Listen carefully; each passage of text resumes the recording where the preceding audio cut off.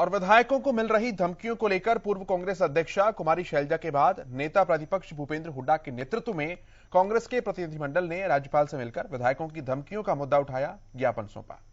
इस बीच सीएम ने भी मामले का संज्ञान लिया है, आला अधिकारियों को तलब किया है और मामले की जानकारी ली, सख्त कार्रवाई के निर्देश दिए। रिपोर्ट आप देखिए।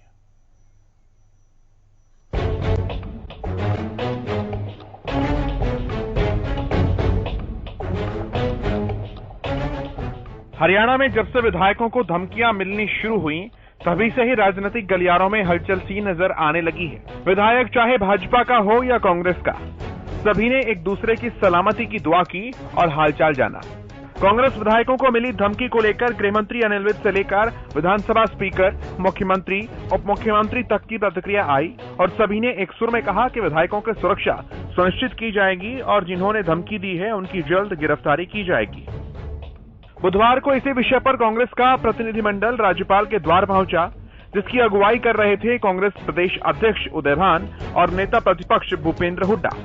उनके साथ और भी कांग्रेस विधायक और नेता मौजूद थे। लेकिन इससे पहले पूर्व कांग्रेस अध्यक्षा कुमारी शैलजा भी विधायकों को लेकर राज्यपाल से मुलाकात कर चुकी हैं। इन दोनों मुलाकातों ने प्रदेश कांग्रेस की कार्यशैली पर एक बार फिर से सवाल उठाए हैं। सवाल नंबर 1, क्या कुमारी शैलजा की मुलाकात में उदय भान की सहमति थी? सवाल नंबर 2, क्या शैलजा की मुलाकात की जानकारी हुड्डा को थी? सवाल नंबर 3, एक मुद्दे पर 2 अलग अलग ज्ञापन का क्या कारण है? सवाल नंबर 4, क्या कांग्रेस का अंदरूनी तंत्र अब भी फूट का शिकार है? इस अंदरूनी राजनीति के अलावा सवाल और भी हैं जो सरकार से हैं। सवाल नंबर 1, विधायकों को धमकी तो आम आदमी कितना महफूज? सवाल नंबर 2, धमकी देने वालों की ट्रेसिंग में कितना समय लगेगा?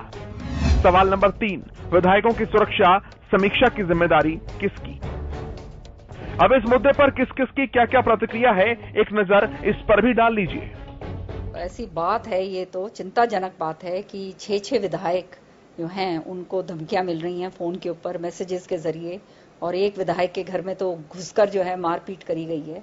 तो कानून व्यवस्था पूरी तरह से विफल हो चुकी है और इसका संज्ञान जो है बहुत ही कड़े तरीके से जो है सरकार को लेना चाहिए। ये चिट्ठी मैंने माननीय मुख्यमंत्री जी को लिखी है।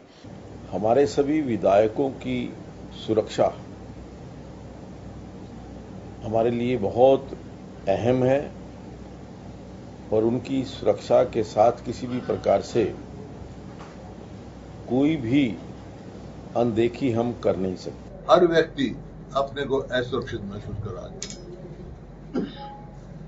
जब निर्वाचित विधायकों के साथ इस प्रकार से हो रहा है, आम आदमी के साथ क्या होगी इस बात का अंदाजा लगा सकते हैं, क्योंकि कानून व्यवस्था नाम कोई चीज रही नहीं। देखिए, जो हमने स्पेशल टास्क फोर्स को ये हमने केस दे दिया और स्पेशल टास्क फोर्स इस पर काम कर रही है और मैं रोजाना उसको मॉनिटर कर रहा हूँ। वो आगे बढ़ रही है, लेकिन हम वो जानकारियां पब्लिक नहीं कर सकते।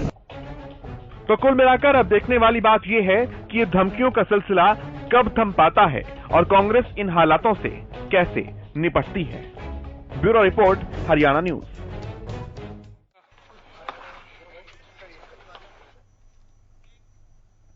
कांग्रेस का प्रतिनिधिमंडल जब मुलाकात कर बाहर निकला, राज्यपाल से मुलाकात करने के बाद, तो कांग्रेस के प्रदेश अध्यक्ष उदय भान से बात की हमारे चंडीगढ़ संवाददाता रवि कालीरमण ने। क्या कुछ कहा उन्होंने, आपको सुनवाते हैं। कांग्रेस के प्रदेश अध्यक्ष उदय भान हमारे साथ हैं। सर, आज आप ज्ञापन सौंपने आए हैं, कौन कौन से मुद्दे पर आपने ज्ञापन सौंपा? हमने सीधा सबसे पहले तो जो लॉ एंड ऑर्डर की स्थिति जो पूरे प्रदेश में खराब हो रही है, आज एक पूरे प्रदेश की जनता में भय का वातावरण बना हुआ है। 6 विधायकों को धमकियां दी गई हैं, जान से मारने की धमकियां दी गई हैं, उनसे फिरौती मांगी गई है। तो उसके विरोध में आज ज्ञापन दिया है कि इस लॉ एंड ऑर्डर की स्थिति खराब होने की वजह से यहाँ पर इन्वेस्टर नहीं आ रहे बाहर का, इसलिए यहाँ पर उद्योग धंधे नहीं लग रहे, यहाँ पर लोगों को रोजगार नहीं मिल रहा। तो लॉ एंड ऑर्डर का जो होना सही जो इसका किया जाए। और जब ये सरकार ये कहती है कि वो बाहर हैं, दुबई से फोन कर रहे हैं और पाकिस्तान से हैंडल हो रहे हैं, जब आपको इतना पता है तो उनको भी तो करना सरकार का काम है। उनको काबू करना, उनका नाम उजागर करना, वो कौन कौन लोग हैं, कहां से किस तरह से कर रहे हैं, सारी एजेंसियां इनके पास हैं। केंद्र में इनकी सरकार है, राज्य में इनकी सरकार है, चाहे इंटेलिजेंस ब्यूरो है, चाहे सीबीआई है, चाहे रॉ है, चाहे इंटरपोल के माध्यम से कैसे भी उनको पकड़ना चाहिए, उनको गिरफ्त में लेना चाहिए कि वो कौन लोग हैं, जिससे कि लोगों के अंदर विश्वास कायम हो। अगर ये अपना हाथ उठाते रहे, कान में तेल डाल करके सोते रहे, तो जनता के अंदर विश्वास कहां से कायम होगा? जो बिजनेसमैन है वो यहाँ पर क्यों आएगा? जो पहले इधर आते थे हमारे हरियाणा में, गुड़गांव और सोनीपत में, आज वो नोएडा की तरफ उल्टे जा रहे हैं। वहां से भी ज्यादा यहाँ बदतर स्थिति हो रही है कानून व्यवस्था की। भ्रष्टाचार चरम सीमा पर है। इनके एचपीएससी में करोड़ों करोड़ों रुपए इनके ऑफिस में पाए जाते हैं और फिर भी कोई कार्रवाई नहीं होती। एसआईटी बना देते हैं, लेकिन उस एसआईटी का मतलब क्या है कि जब उसकी कोई रिपोर्ट नहीं आती। चाहे शराब घोटाला हुआ, खनन घोटाला हुआ, 5-5 आदमी मारे गए, चावल घोटाला हुआ, धान घोटाला हुआ, रजिस्ट्रियां, फर्जी रजिस्ट्रियां इस प्रदेश के अंदर हुई, लेकिन कोई भी एसआईटी सबकी बनाई, रिपोर्ट किसी की नहीं आई।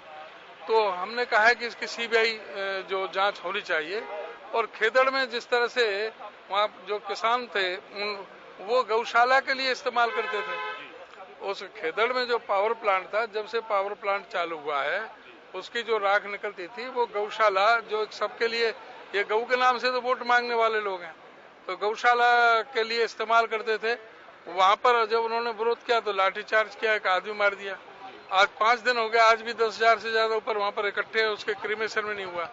तो उसके लिए हमने कहा है कि भाई उसको पर्याप्त मुआवजा मिले और जो 302 केस के जो उल्टे, जो झूठे केस जो बनाए किसानों से, वो वापस लिए जाए। उसके लिए हमने डिमांड की। सर, विधायकों की सुरक्षा की बात की जाए तो विधायकों की सुरक्षा बढ़ा दी गई और आज मुख्यमंत्री मनोहर लाल ने खुद एक मीटिंग ली है, उसमें गृह मंत्री अमित शाह भी मौजूद रहे। उन्होंने कहा कि जो जरूरी चीजें हैं, जरूरी जो काम है इस तमाम मुद्दे को सुलझाने के लिए वो किया जाए, सख्ती से निर्देश दिए हैं। सर, ऐसा पता लगेगा जब पर्याप्त सुरक्षा व्यवस्था होनी चाहिए और लोगों के अंदर विश्वास होना चाहिए, आम जनता के अंदर विश्वास कायम होना चाहिए कि वो सुरक्षित है पूरी तरह से। प्रदेश के अंदर लॉ एंड ऑर्डर की स्थिति जो बहाल करने की जिम्मेदारी है सरकार। आज अगर फैसला ले रही है इसको, और 5 दिन 6 दिन पहले ये फैसला ले लेना चाहिए था, और अब ले रही है। तो अभी आप बता रहे हैं ना क्या क्या फैसला लिया, अभी तो सामने आया नहीं है। सुरक्षा नहीं मिली है सर? सुरक्षा अभी अतिरिक्त मैं समझता हूँ अभी कोई ऐसा नहीं है, शायद 1-2 आदमी बढ़ाए हैं, अभी पता चलेगा उसका। और वो भी जो ना आम हथियार, कोई रिवॉल्वर से कोई नहीं होता, जो दूसरे सामने एक 47 वाले लोग हैं, तो रिवॉल्वर से कैसे करेंगे। ठीक, शुक्रिया सर बातचीत करने के लिए। तो ये थे कांग्रेस प्रदेश अध्यक्ष उदयभान, जिन्होंने साफ तौर पे ये कहा है कि सुरक्षा मुद्दों के ऊपर जो है राज्यपाल से मिला गया है, उनको ज्ञापन सौंपा गया है और साथ साथ विधायकों की सुरक्षा का जो मामला है उनकी जांच सीबीआई से कराई जानी चाहिए। कैमरामैन राजेश के साथ मैं रवि कालीरमन, हरियाणा न्यूज, चंडीगढ़।